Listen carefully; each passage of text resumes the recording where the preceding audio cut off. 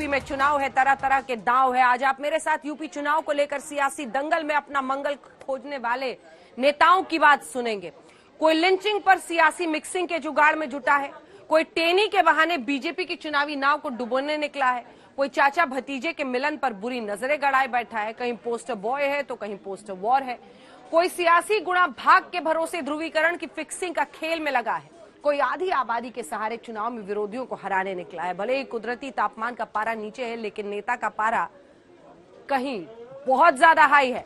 आप यूं समझिए कि कहीं पर निगाहें हैं, कहीं पर निशाना। तभी तो उत्तर प्रदेश चुनाव में नेताओं का एक दूसरे पर वार पलटवार अपना अपना बहाना है। आज स्पेशल रिपोर्ट में आपको चुनाव से जुड़ी एक एक खबर के बारे में बताएंगे, उन खबरों के पीछे की पूरी पिक्चर दिखाएंगे। अगर कहीं धुआं है तो सियासी आग भी है, चाहे अच्छा हो या बुरा। बड़ी बात तो यह है कि पब्लिक है, सब जानती है।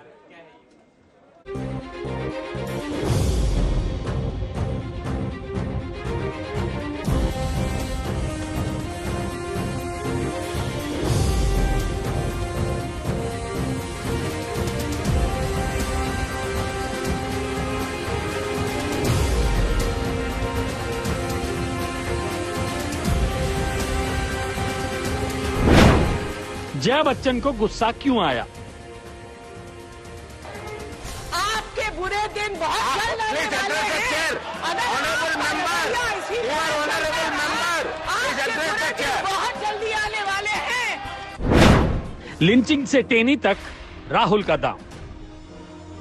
चोर आपके घर आता है, वो ये थोड़ी कहता है कि मैं चोरी करने आया था। मर्डरर जो होता है वो कभी कहता है मैंने मर्डर किया। सफाई तो देनी पड़ती है। सफाई देने से कुछ नहीं होगा कि ये जो व्यक्ति है इसको हम जेल में डाल के दिखाएं। मुद्दे से भटके नए दांव पर अटके। आम लोगों में ये चर्चा थी कि जैसे ही चुनाव करीब आएगा Bharatiya Janata party income tax department को उत्तर प्रदेश में भेजेगा, सीबीआई को भेजेगा, ईडी को भेजेगा।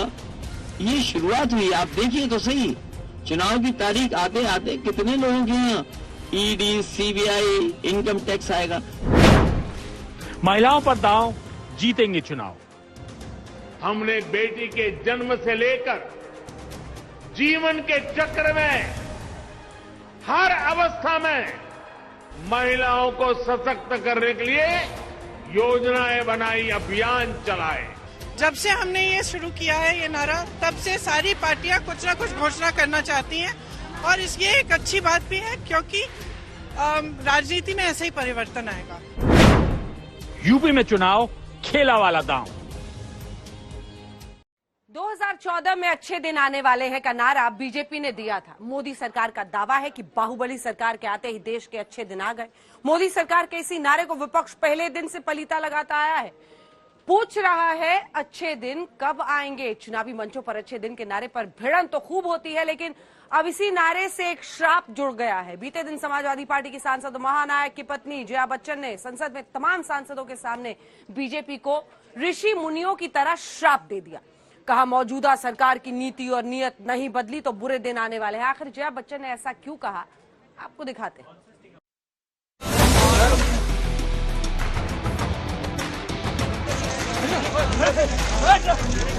आप लोग चलाइए। क्या बोल रहे हैं आप? ये तस्वीरें बीते दिन की है जब ऐश्वर्या राय बच्चन से ईडी दफ्तर में पूछताछ हो रही थी। ठीक उसी वक्त देश की संसद में जया बच्चन का क्रोध पूरी दुनिया ने देखा। देखिए, आपके बुरे दिन बहुत जल्द आने वाले हैं। ऑनरेबल मेंबर, बहुत जल्दी आने वाले हैं। अगर आपके अंदर इतनी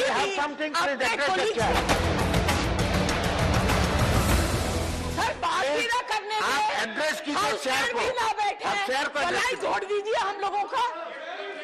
आप लोग चलाइए। मेरा मौका है बोलने का, आप क्यों बोल रहे हैं? मेरा मौका है बोलने का। आपका मौका है बोलने का। नार्कोटिक्स बिल पर मुद्दे हैं डिस्कस करने के लिए, और मगर हम लोगों ने 3-4 घंटे दिए क्लेरिकल एरर डिस्कस करने के लिए। What is going on? What is going on? This is terrible.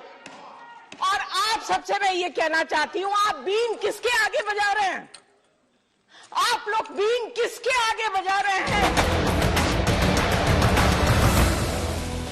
क्या बोल रहे हैं आप? What are you saying? Tell me what are you saying? Have the courage to stand up and speak and make such nasty remarks. I think you are not What are you interested. saying? I think you are not interested. I'm calling the next sir, ये member. जो बोल गए ये आप रखेंगे? I think ये जो अभी बोल के गए वो आप रखेंगे?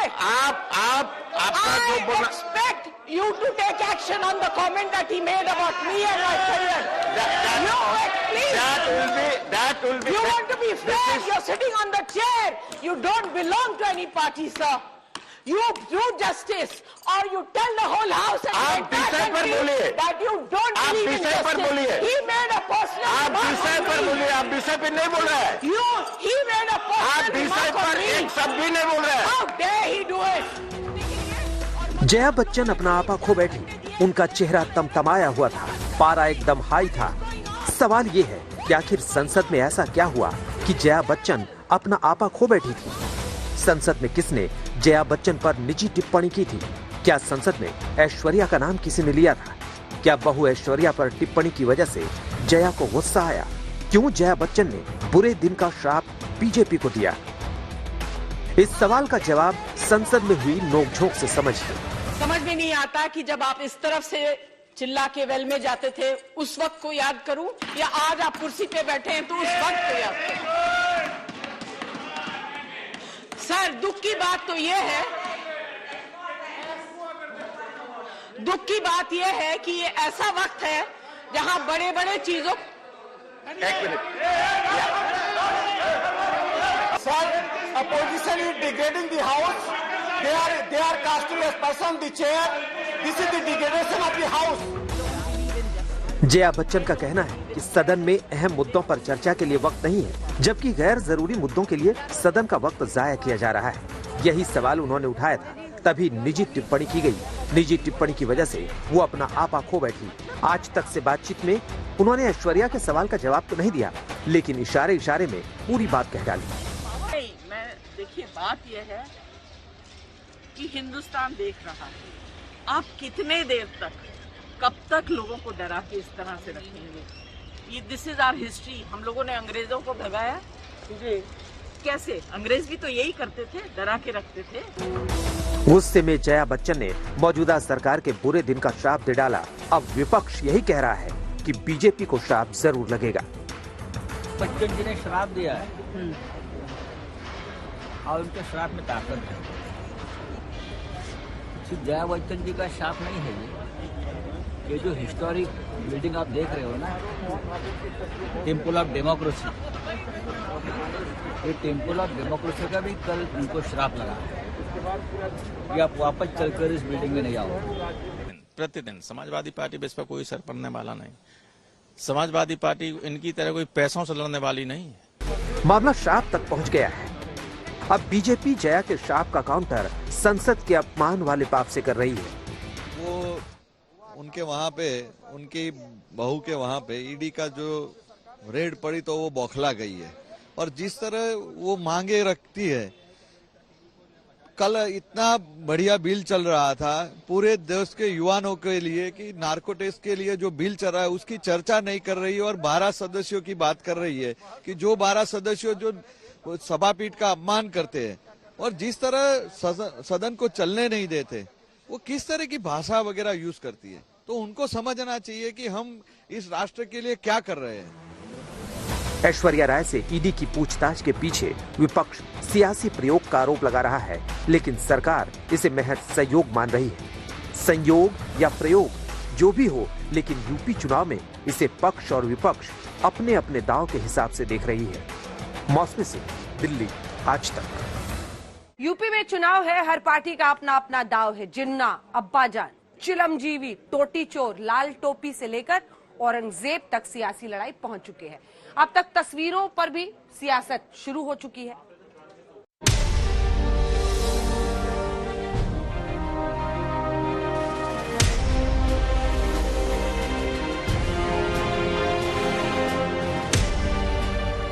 तस्वीरों को अगर समझो तो राज को राज रहने दो। लेकिन इसी राज की अपनी अपनी व्याख्या उत्तर प्रदेश में हो रही है।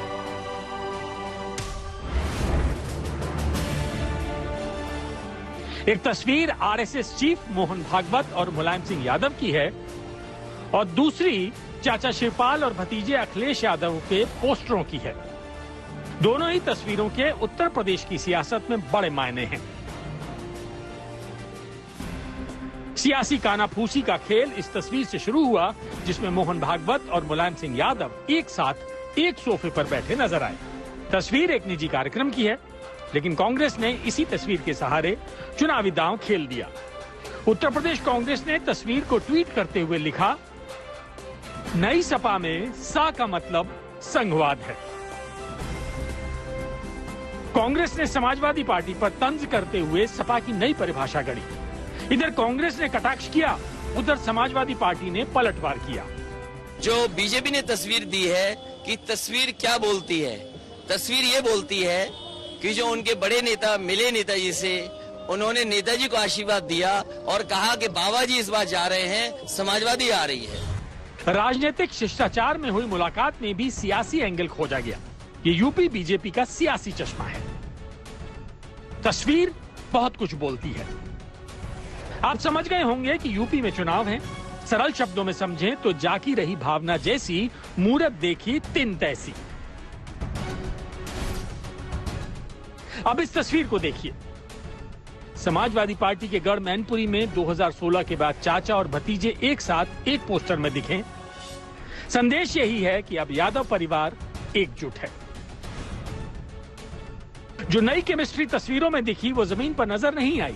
तस्वीरों में चाचा भतीजे साथ दिखे, लेकिन रैली में दूर रहे। फिर क्या था, अटकलों का बाजार गर्म हो गया। मेरी कोशिश थी पहले दिन से कि जितने भी क्षेत्रीय दल हैं, छोटे दल हैं, उनको साथ लाया जाए।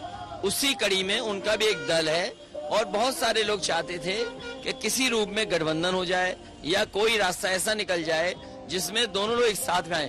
कम से कम समाजवादी पार्टी ने वो फैसला लिया है और सभी क्षेत्रीय छोटे दलों को साथ लाया।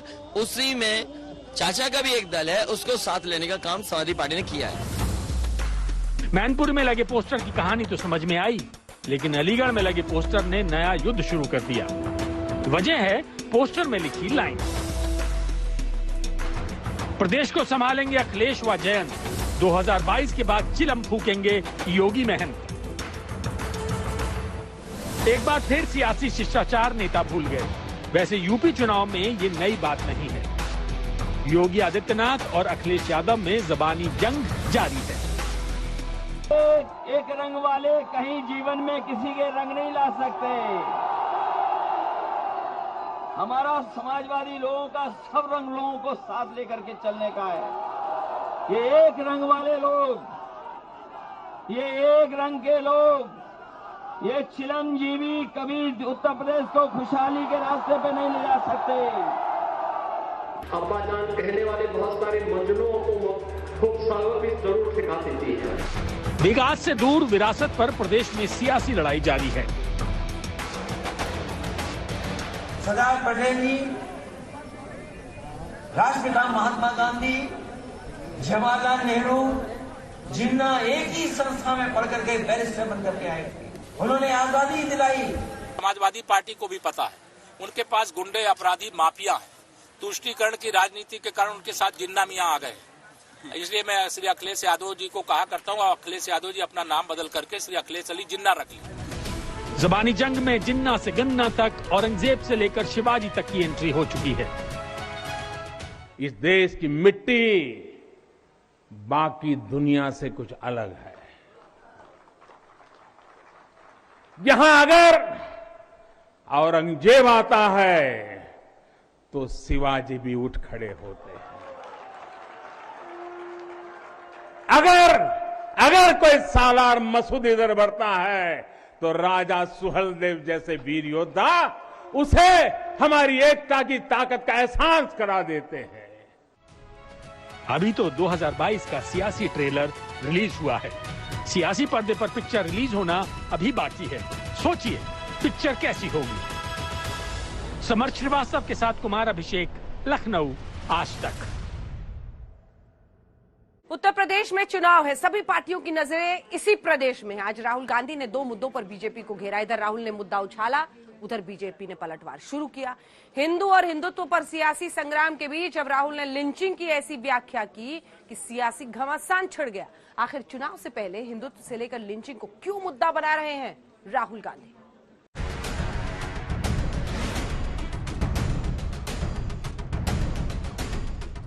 जयपुर की महंगाई हटाओ रैली में अपने आप को हिंदू और बीजेपी को हिंदुत्ववादी बताने के बाद राहुल गांधी ने लिंचिंग पर चुनावी मौसम में बीजेपी को घेरा है। लिंचिंग यानी भीड़ तंत्र के हाथों पीट पीट कर हत्या। राहुल गांधी ने ट्वीट किया, 2014 से पहले लिंचिंग शब्द सुनने में भी नहीं आता था। राहुल गांधी के ट्वीट के बाद कांग्रेस खुलकर समर्थन में उतर आई। बीजेपी शासन में धर्म, जाति और गौरक्षा के नाम पर पीट पीट कर हत्या की दुहाई देने लगी। वहीं बीजेपी 84 दंगों पर कांग्रेस को घेर रही है। दलितों का लिंचिंग करना, माइनॉरिटीज का करना, और जो लोग वो नहीं चाहते, जो लोग उनके उसूलों के अंदर नहीं बैठते, उन सबको खत्म करने का, मारने का एक मुहिम शुरू की। राहुल गांधी जी क्या कहते हैं और क्या करते हैं ये तो आप सबको मालूम होगा। 84 के अंदर इसी दिल्ली के अंदर में सिख भाइयों को किस प्रकार से घसीट घसीट कर मारा गया। नवासी के दंगे भागलपुर में मैंने देखा किस प्रकार से उन्होंने दंगे शुरू करवाए कांग्रेसियों ने, और घसीट घसीट करके बांध बांध करके जलाया गया, मारा गया। ये क्या था? जाहिर है राहुल का निशाना सीधे 2014 में सत्ता में आई मोदी सरकार पर है। अब बीजेपी ने भारतीय इतिहास के तमाम दंगों की लिस्ट निकाल ली है। बीजेपी आईटी सेल के हेड अमित मालवीय ने राजीव गांधी से लेकर नेहरू तक को घेर लिया। 1984 सिख दंगों को अब पूरी पार्टी सबसे बड़ी लिंचिंग घोषित कर रही है। कांग्रेस पार्टी को इसके ऊपर प्रश्न खड़ा करने का अधिकार ही नहीं है, क्योंकि इस आजाद भारत के इतिहास में अगर सबसे बड़ी लिंचिंग किसी पार्टी के शासनकाल में हुई है तो वो पार्टी के वर्तमान जो है नेता राहुल गांधी जी के पिता राजीव गांधी जी के जमाने में हुई। मैं 1 दर्जन कांग्रेस शासित राज्यों का उल्लेख कर सकता हूं जिन राज्यों में इस प्रकार की घटनाएं घटी हैं। इसलिए मॉब लिंचिंग गलत है। आरएसएस ने भी इसका विरोध किया है।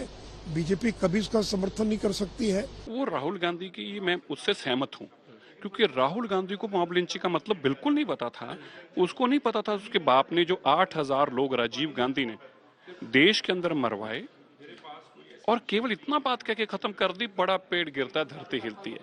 उनके लिए मॉब लिंचिंग का मतलब पेड़ हिलना और धरती हिलना था, बस। बीजेपी पार्टी है, उसकी जो आगे संस्था आरएसएस है, जो हिंदुत्व को बढ़ावा दे रहे हैं, वो जगह जगह पर जाकर, पब्लिक प्लेस पर जाकर लोगों को मार रहे हैं। 84 हुआ, बुरा हुआ, लेकिन उसकी जो सजा भी परिवार ने खाई है, उसके बाद तो कोई ऐसी बात नहीं हुई। आप तो लगातार गुजरात से लेकर अब तक लिंचिंग करते आ रहे हो।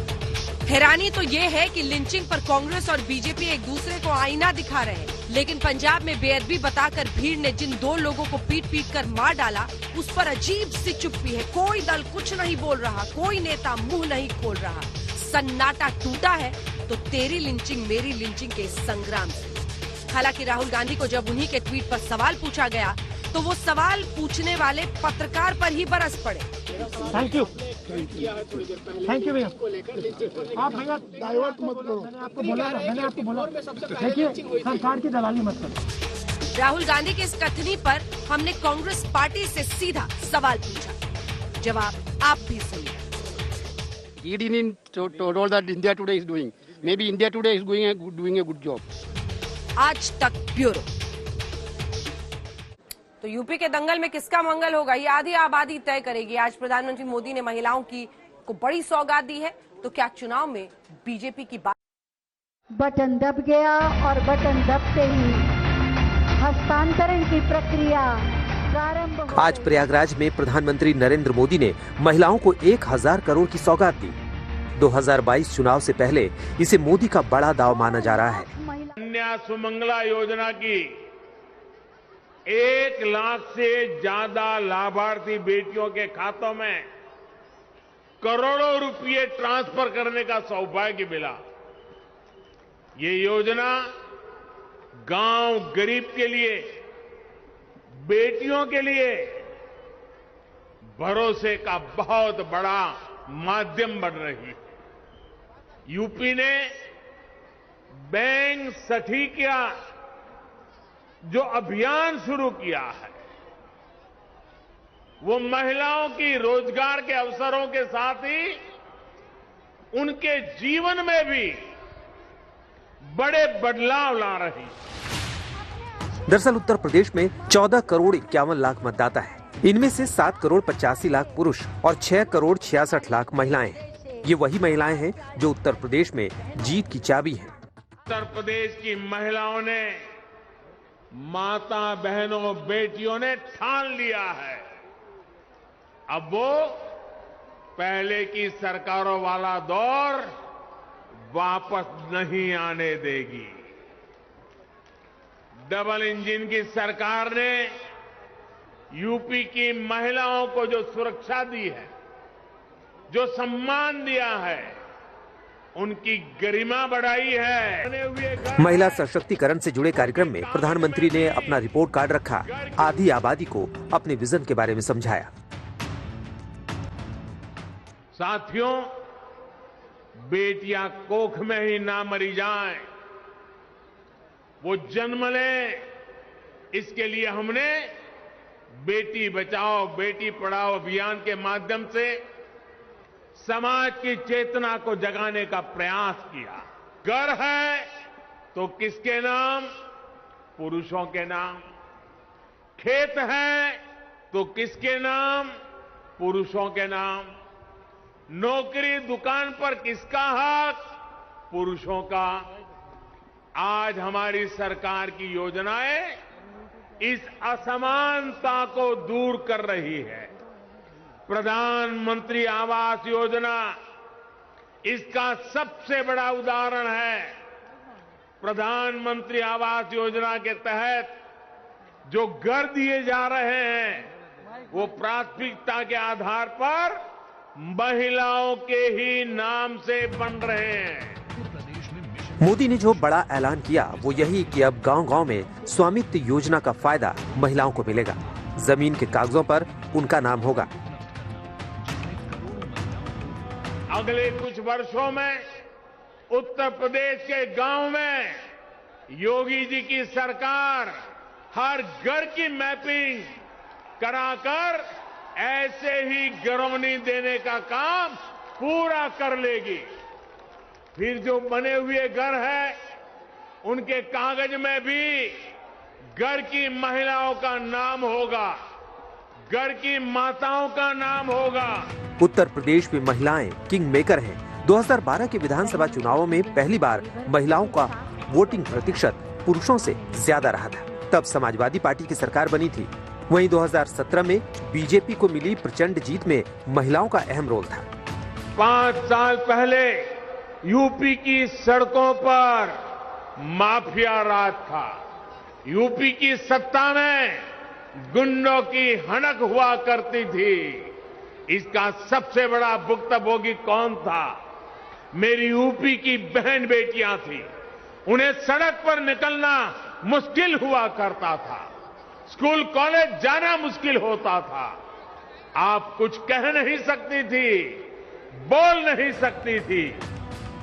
आधी आबादी को लुभाने के लिए प्रियंका गांधी पहले ही कई बड़े ऐलान कर चुकी हैं। अब बीजेपी ने भी अपने पत्ते खोल दिए हैं। लेकिन नारी शक्ति किस पार्टी की सियासी शक्ति बनेगी, ये देखने वाली बात होगी। आज तक ब्यूरो। और अब आपको दिखाते हैं कि कैसे कड़ाके की ठंड से आधा देश कांप रहा है। उत्तर भारत में पिछले एक हफ्ते में तापमान में बड़ी गिरावट दर्ज की गई है। राजधानी दिल्ली के साथ साथ राजस्थान, पंजाब, उत्तर प्रदेश, उत्तराखंड, हिमाचल प्रदेश, मध्य प्रदेश, हरियाणा, चंडीगढ़, जम्मू कश्मीर में तो अगले कुछ दिन भीषण शीतलहर चलने का अनुमान लगाया गया है। जबकि पूरे उत्तर भारत में पिछले 3 दिन से न्यूनतम तापमान लगातार नीचे आ रहा है और ठंड से हर कोई कांप रहा है।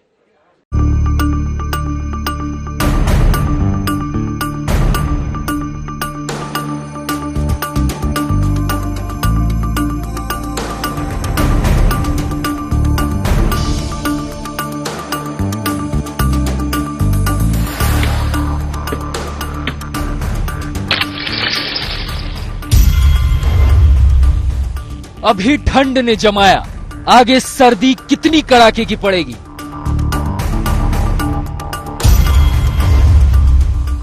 क्या भारत में इस साल ठंड के सारे रिकॉर्ड तोड़ डालेगी?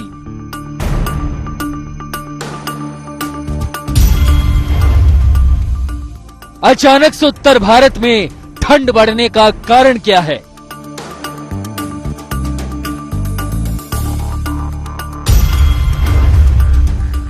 कैसे राजस्थान के शहर कश्मीर की तरह जम रहे हैं?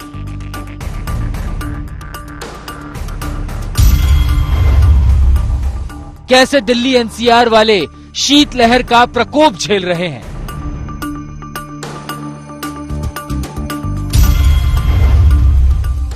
कैसे उत्तराखंड और हिमाचल प्रदेश में पानी भी जम गया है?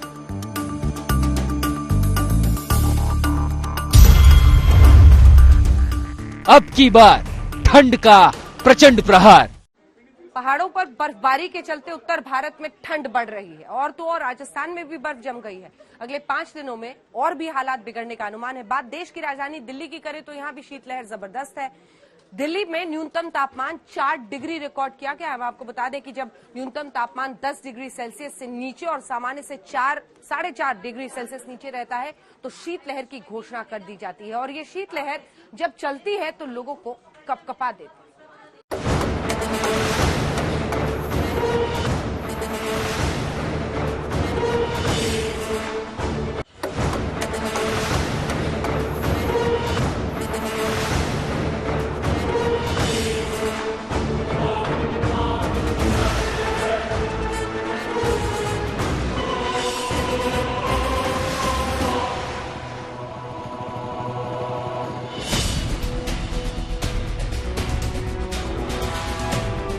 पिछले एक हफ्ते में ठंड से लोग कांप उठे हैं। हर कोई यही कह रहा है बड़ी सर्दी है। शीतलहर जैसे बदन को चीरती हुई निकल रही है। ठंड में बाइक वालों के हाथ तो जैसे जम से जा रहे हैं। इस बार ठंड की शुरुआत तगड़ी हुई है और आखिर तक ठंड प्रचंड पड़ने वाली है। आज हम आपको दिखाएंगे कि दिल्ली एनसीआर से लेकर समूचे उत्तर भारत में लोग ठंड का दंड कैसे झेल रहे हैं। उससे पहले आपको रेगिस्तान लिए चलते हैं। वही रेगिस्तान जहाँ आदमी गर्मी में पिघल जाता है।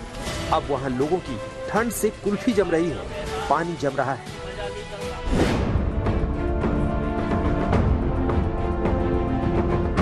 राजस्थान के झालावाड़ में कार पर पड़ी ओस बर्फ बन गई है। देखिए कैसे ये शख्स कार की छत से बर्फ की परत हटा रहा है। झालावाड़ में पिछले 3 दिन से पारा 4 डिग्री सेल्सियस चल रहा है।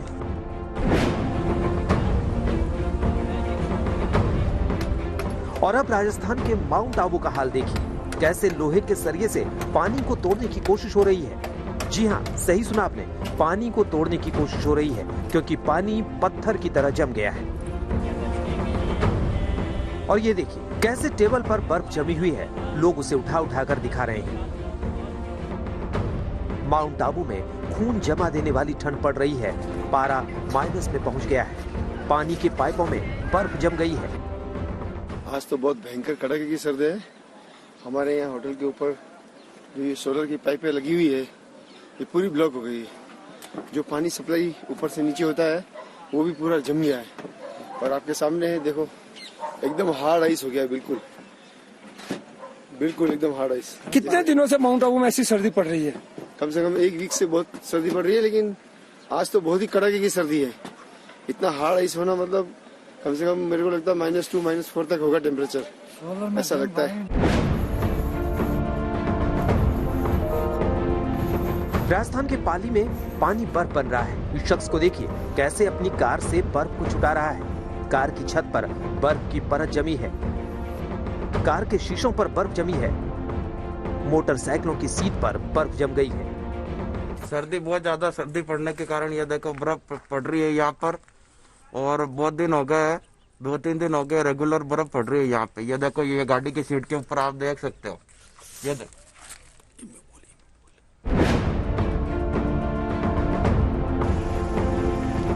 गर्मी के तपते हुए रेगिस्तान को आपने दिसंबर की ठंड में जमता हुआ देख लिया।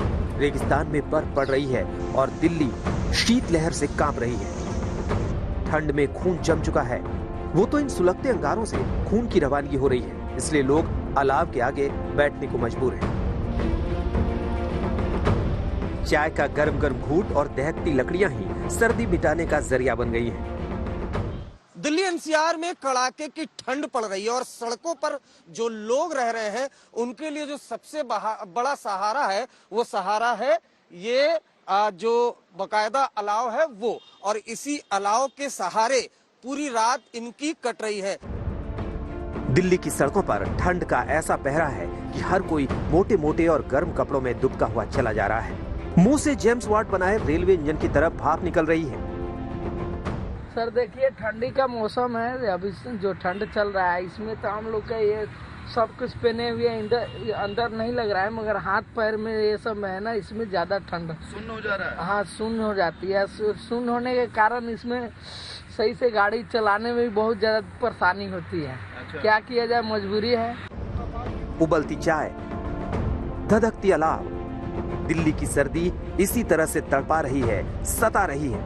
पिछले 3 दिनों में सर्दी ने कई रिकॉर्ड तोड़ डाले हैं और हम आपको बता दें कि जैसे ही शीतलहर थमेगी दिल्ली वालों का सामना बारिश और कोहरे से भी होगा। दिल्ली में भी 24-25 को हो सकता है और 26-27 तक भी थोड़ा ड्रिजिल रहेगा, क्लाउडी रहेगा। और कंडीशन जो फॉग है वो फेवरेबल हो रहा है उत्तर भारत में, तो ये देखना है कब से शुरू हो रहा है, क्योंकि अभी तक डेंस फॉग नहीं है, पूरा एकदम कंप्लीटली क्लियर स्काई है। वही एक एडवांटेज है कि कोल्ड वेव का जो इम्पैक्ट है पहला 2 दिन जो था पिछले, वो थोड़ा इम्प्रूव हो रहा है, क्योंकि दिन में सूरज निकल रहा है, तापमान भी हाई हो रहा है, ठीक है ना। सो यही है लेटेस्ट। शीतलहर का कहर सिर्फ दिल्ली से चंडीगढ़ तक चल रही है और लोगों को कपा रही है। शीतलहर ने लोगों का जीना मुहाल कर दिया है। यहाँ पर आप देख सकते हैं लोगों को ठंड से बचाव के 2 ही विकल्प मिल रहे हैं, या तो आग के अलाव के सामने बैठा जाए या फिर वो देखिए गरम गरम चाय का भगोना। यहाँ पर लोगों को ठंड से राहत सिर्फ 2 ही चीज दे रहे हैं, गर्मा गर्म चाय और उसके अलावा ये लकड़ियों की अलाव।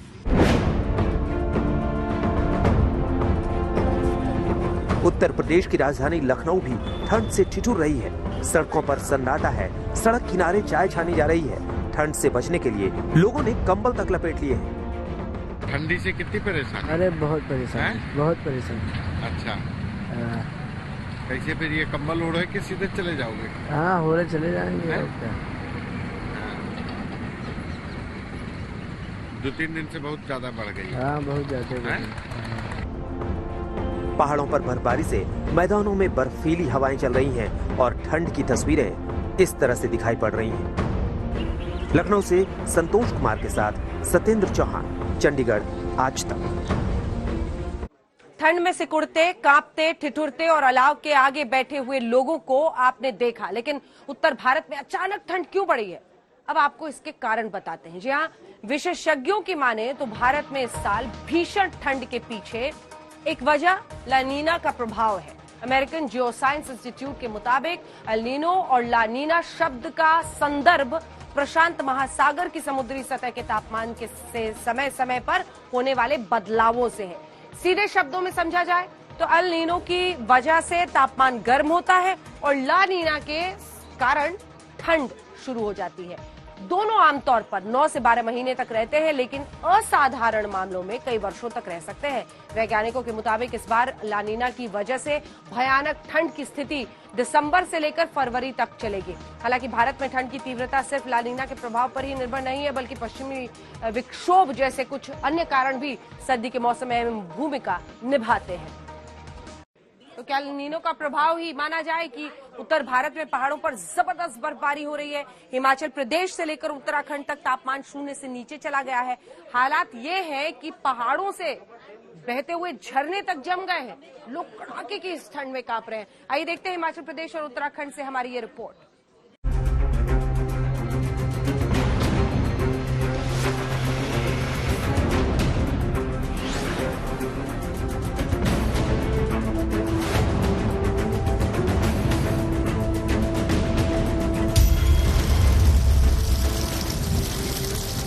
कुल्लू मनाली में जम गया बहता झरना।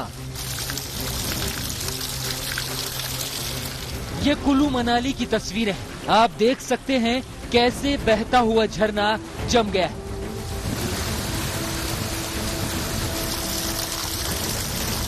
पानी की धार बर्फ की पतवार में बदल चुकी है। पहाड़ी पर बहता झरने का पानी मोम की तरह जमा हुआ दिखाई दे रहा है।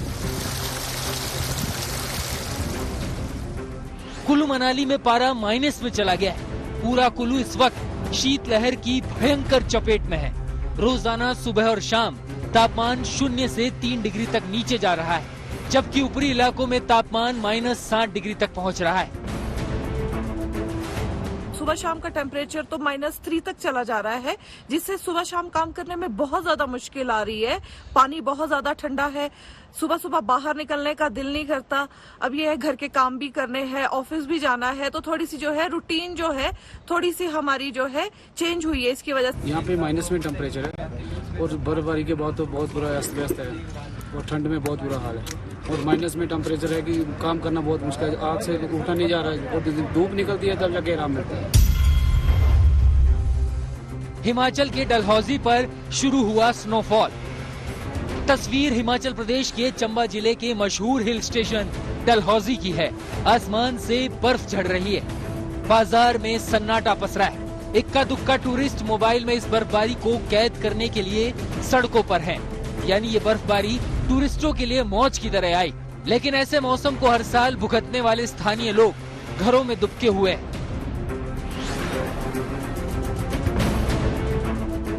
दूसरी तस्वीर देखिए, बर्फ से पूरा लॉन सफेद नजर आ रहा है। खाने के लिए कुर्सियां और टेबल लगी हुई हैं, लेकिन बर्फबारी की वजह से सन्नाटा पसरा हुआ है। हिमाचल प्रदेश में इन दिनों कड़ाके की सर्दी पड़ रही है। पहाड़ों की रानी डलहौजी में पारा 0 से नीचे पहुंच गया है। बर्फबारी को देखते हुए डलहौजी में व्हाइट क्रिसमस का अनुमान जताया जा रहा है। और इस बार लग रहा है कि जिस हिसाब से ये मौसम है तो व्हाइट क्रिसमस की उम्मीद हम कर रहे हैं और बहुत ही जबरदस्त क्रिसमस रहेगा इस बार और न्यू ईयर भी अमेजिंग होगा। प्लीज डलहौजी आइए और मौसम का आनंद उठाइए।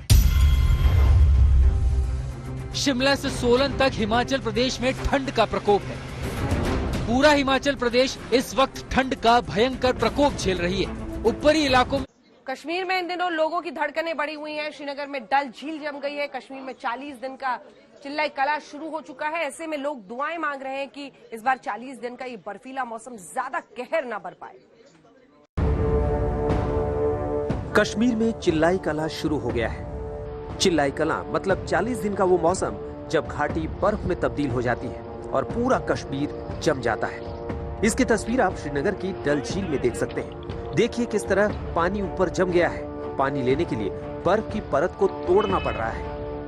यहाँ पर हम कोरे से ये पाइप लगी है, आज 10-15 दिन से ये बिल्कुल लगी हुई है। हम कोशिश में लगे हैं लोगों को कम से कम पानी की जो सहूलियत है वो पहुँच जाए, कि हम इसी परेशानी में लगे हैं। कोरा लगा है, अभी कुछ चल नहीं सकता है यहाँ। चिल्लाई कला को देखते हुए लोग दुआ कर रहे हैं कि 40 दिन किसी तरह ठीक से गुजर जाए।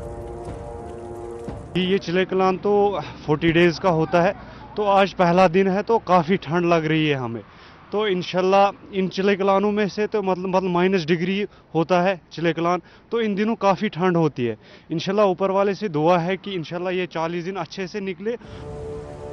हम आपको बता दें कि साल 1986 में चिल्लाई कला के दौरान कश्मीर में तापमान 0 से 9 डिग्री नीचे गया था और पूरी डल झील जम गई थी। ये अभी तक का रिकॉर्ड है। अशरफ वानी, श्रीनगर, आज तक।